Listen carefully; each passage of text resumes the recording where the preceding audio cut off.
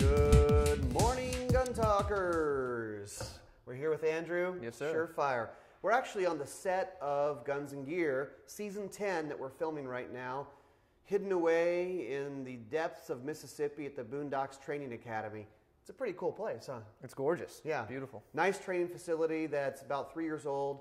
And so we just thought we'd go ahead and go live. We're all set up for filming TV stuff, but we're here and we just hit the go live button and see how it goes. So this is kind of informal.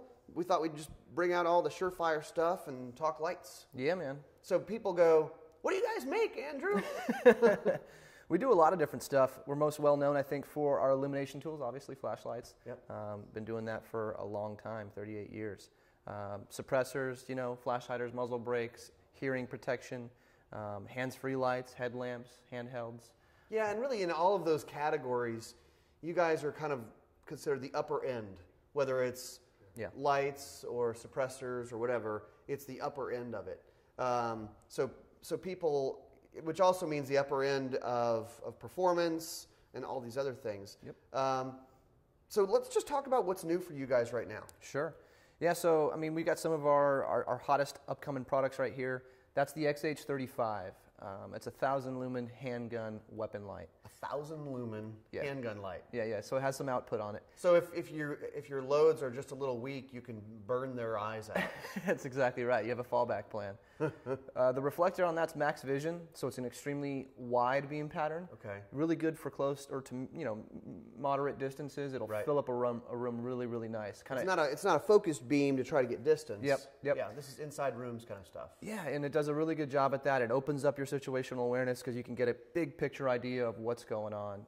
There's also toggle switches on the bottom, so if you want, there's some people that still have a mindset that there's too much light in some cases. Okay. If you're one of those people, you can dial it back down. Oh, I see. Okay. To a low setting, 300 lumens. And there's also another toggle on there for a strobe function. So if that's something that you desire, you want to use, then you can switch it over to a strobe mode as well. And those are kind of things that you just set and forget. You know what I mean? You just turn it on to that mode and then you'll leave it there. And then the toggle switches in the back will always activate it in that setup or that configuration. So you got it set up on the Glock. Why don't you show them how this works? This is a Glock 19? Yep, gun's empty. Pressing forward is momentary. So either side, there's toggles on both. So it's ambidextrous, whether you're righty or lefty. Okay. And then rocking up or down is constant on. That's consistent with our other X300s and X400s. Familiar with that operation, if people know that one. Correct. And then on the bottom of those toggle switches that I was talking about, so I'm going to put it on constant on here. When I switch it into the low mode, you'll see it dial down to the low setting. Same thing with the strobe. So if you want to run a strobe, you can. You can strobe yourself. Yeah, but absolutely. Like you said, we were talking about this. This isn't a small light for a handgun. No. You can carry it that way. Sure. But maybe it's a good duty light. Maybe it's certainly a good home defense light, right? Sure.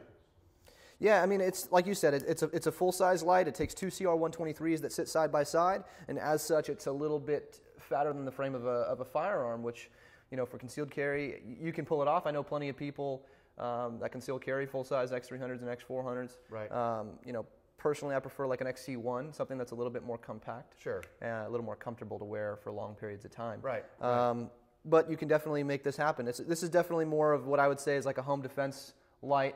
It's giving you a ton of light, ton of information. Yeah. Generally speaking, if you can get away with a bigger light and more light, I think it's a better idea. And most firearms instructors and trainers do as well. The more light you have out there, the more information you're getting back. So the better decisions you have. Well, it's like your home defense gun. Like, why have a small home defense gun? Exactly. If it's a pistol, have a full-size pistol that holds 17, 19, whatever rounds. Why not? Exactly. Yeah, there's no reason you need to have a Glock 43 or something real small as your nightstand gun. You can pretty much put whatever you want there, so whatever you shoot best with. But is this cut out for the holster that you guys do? That's a good eye, Ryan. You've done this before. Yeah. Yeah, so it's a SureFire compatible light.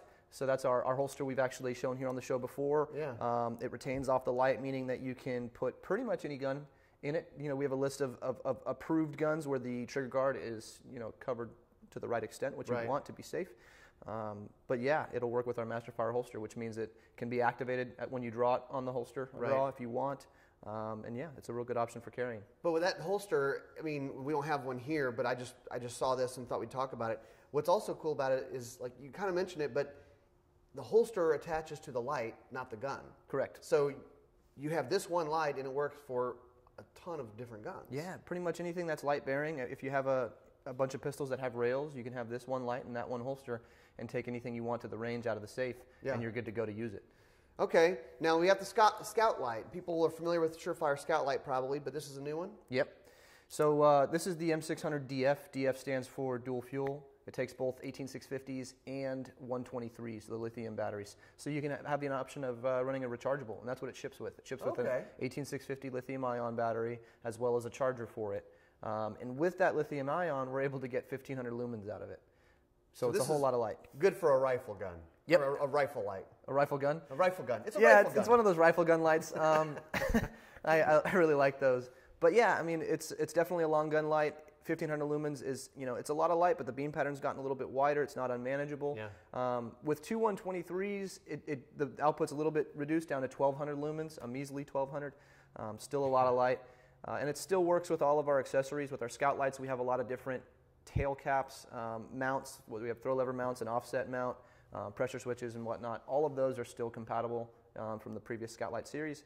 It's just the body got a little bit fatter to accept that rechargeable battery. Sure. Okay.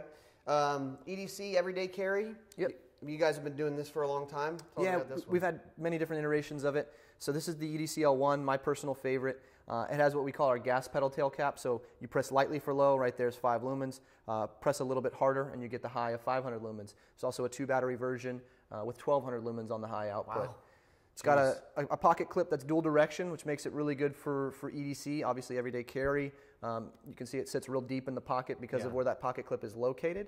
And you can carry it bezel down like that or bezel up like that. Okay. It's also super convenient because you can slap it on a baseball cap and use it as a makeshift headlamp. Okay. So it's twisting for constant on if you want that. This is our EDCL line. It's been super popular so far, and it's what I've been carrying the most personally. I mean, a good light, when you start carrying a light every day, you discover how many uses you have, don't you? Yep, absolutely. Yeah, it's amazing how much you find yourself using it, and then as soon as you forget to bring your light out, you're like clamoring for a light every 10 seconds. Yeah, you use them all the time when you have it. It's a super convenient tool to have. Okay, you've been with SureFire a long time. You've been educating people about lights for a long time. What are some of the frequently asked questions or myths that you can answer for people watching? That, it's like, I'm sure there's a lot of lumen questions, a lot of beam questions, battery life. Absolutely, yeah. So, I mean, lumens would be probably the most asked as of recently, because we've started making lights that are, getting to be very, very bright, over the 1,000 lumen mark. And a lot of people ask, at what point is there too much light? Am I going to blind myself in my house? That comes up a lot. We try to stay away from or I try, and the company tries to stay away from giving too much out in TTPs because there's a lot of different ways to do things, and depending on what you're doing, it may be right or wrong. There's not one way. Correct. But with the case of a lot of lumens, I mean, you don't have to always be shining it at a mirror or at a white wall directly into your eyes. You can use light in ways that when in short rooms or when in small confined spaces, you're bouncing it off the floor, bouncing it off the ceiling. If you're using the lighting techniques properly, it's definitely not too much light. And generally, like we mentioned before, it's going to be an advantage to have more light to get more information. I think we haven't reached the point, eventually there probably will be. As soon as I turn a light on, it starts melting a hole in the wall. Maybe that's too much light. That's too much light. But I don't think we're there just yet. Yeah. So. What about batteries, rechargeable versus not? Yeah, I mean, that's just a preference thing, or? Yeah, it depends on what you're doing. Again, if you're out in the field, maybe for outdoorsmen, backpackers, you might prefer to have disposable batteries because you might not be near a place that you can charge a battery. Sure. Now, there's Goal Zero solar panels and more of lightweight solar charging units. However, that's not always conducive to your environment. You might not be able to pull that off in an instant. So sometimes having disposable batteries are convenient for that fact. But more and more popular are rechargeables, and I think you're going to see more and more of those as we go forward, just because it's convenient, and that seems to be the trend in electronics. And generally speaking, our lithium-ion batteries give you a little bit more performance, so we're able to push the output a little bit better. Now, I know that SureFire is really being used by the hardcore users, going all the way to special forces and that kind of thing. And I know you guys have SureFire stories, true stories, whether it's just an everyday guy or an Army guy who's doing some serious use stuff. Do you have any story that pops out in your mind that's something that would be you could share that's kind of like this is feedback that you got from Sure. in use? Yeah, I mean, we get ones from the military all the time, some that we can give out, some that we don't. Not even related to that, though, just somewhat recently, and I think like there's a website called Fire and Blog that covered it. A guy, I believe it was an X300, and for whatever reason he was using it as a handheld, and I've done it too myself, I'm sure many people have. So I mean, this is a handgun light. A handgun light. Yeah, yeah. And I think he was out fishing with it, he dropped it in the lake, and then like a year went by when the pond actually emptied out, and he went back out and found it, and it was still working. And it's all covered in mold, not mold, but moss, and it's all muddy. And there's a picture of him out in like his waders, and he's using it. And that was a pretty cool little story. Cool. You know, a year went by, and we've actually had stuff like that happen many, many times in our stories. Are most of these lights waterproof or supposed to be waterproof? Yep, exactly. Yeah, these are all O-ring sealed, IPX7 for the most part. So yeah, definitely durable, waterproof. Exactly. Okay. All right. Well, we are live. If you have any questions. Chime in. But if not, this is what's new from SureFire. Just give you a little taste. We're going to be doing some stuff later today. A little bit more hands-on, a little bit more in a house and see what happens when you have a light and when you don't have a light. Look for that on this upcoming season 10 of Guns and Gear. So, thanks for watching.